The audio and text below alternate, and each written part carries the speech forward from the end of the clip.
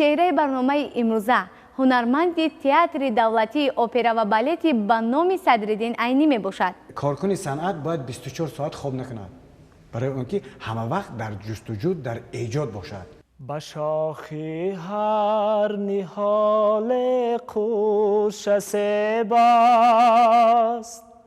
گمان دارم که آن جفتی ستاره.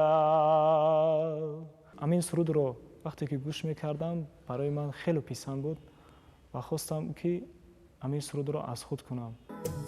مادر فرشته ای و فروغی نگاهی من، مادر تو ماهتاب شبانی سیاهی من، مادر تو آفتاب پر از